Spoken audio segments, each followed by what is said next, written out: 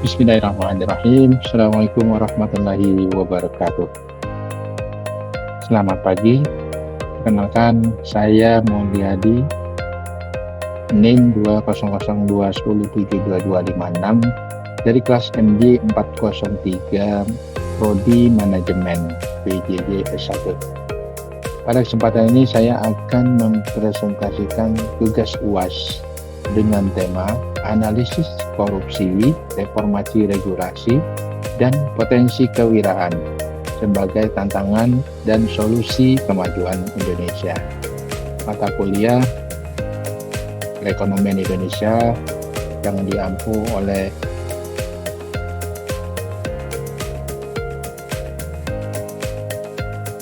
Bapak Octavian Cahya Dwi Hardin SMMM.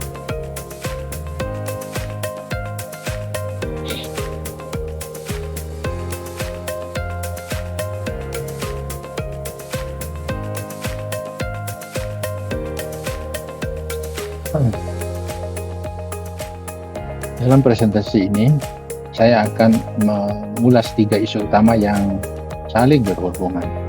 Pertama, permasalahan korupsi dari sudut pandang ilmu politik.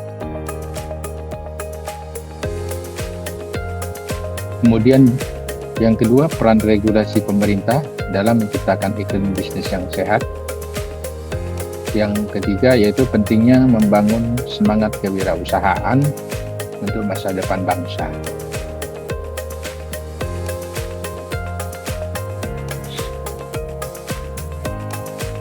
Kita lanjutkan mengenai korupsi dalam konteks ilmu politik.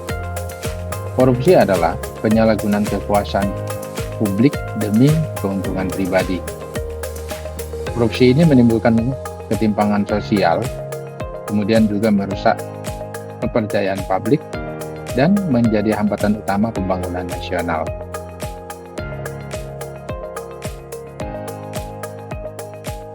Contoh kasus korupsi besar, ada beberapa kasus seperti skandal Pertamina, di mana dengan kerugian lebih dari 50 triliun karena pengadaan fiktif. Kemudian ada juga kasus BLBI dengan kerugian negara hingga 138 triliun. Ini akibat penyalahgunaan dana bantuan likuiditas perbankan tahun 9798.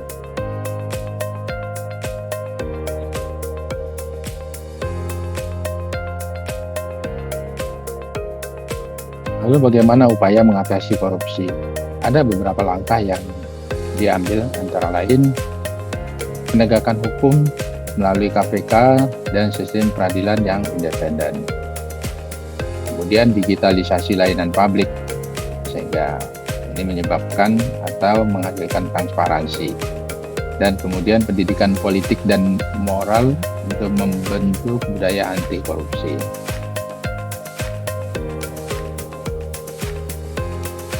Lalu bagaimana lanjutannya upaya atas upaya ini? Yaitu kita bisa melakukan sanksi sosial dan moral, misalnya melalui pengucilan pelaku korupsi dari jabatan publik. Kemudian reformasi birokrasi dan anggaran berbasis digital agar lebih efisien dan akuntabel.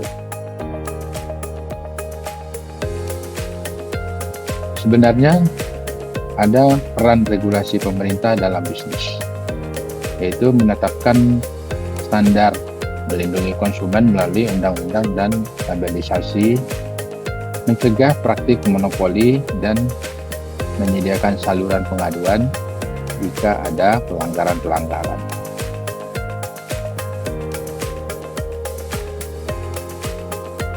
Kemudian pemerintah juga menegakkan undang-undang anti monopoli lewat KPPU dan mewajibkan transparansi informasi seperti label, harga, dan kontrak. Ini penting untuk menciptakan pasar yang adil dan inovatif.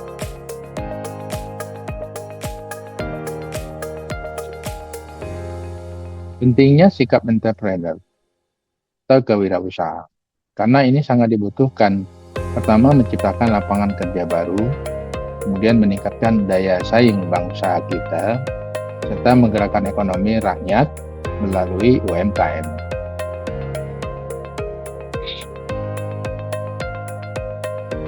Kemudian ada beberapa tambahan manfaat dari kewirausahaan, yaitu entrepreneur ini akan mengurangi ketergantungan masyarakat pada pemerintah. Kemudian juga memperkuat kedaulatan ekonomi nasional sejalan dengan Trisakti Bung Karno, yaitu berdikari dalam ekonomi. Dari paparan di atas kita bisa ambil kesimpulan ada 3 hal yang saling mendukung kemajuan bangsa Indonesia. Pertama, pemberantasan korupsi secara berkelanjutan. Kemudian, regulasi bisnis yang adil dan transparan. Dan 3, penguatan kewirausahaan untuk membentuk masyarakat yang mandiri dan inovatif.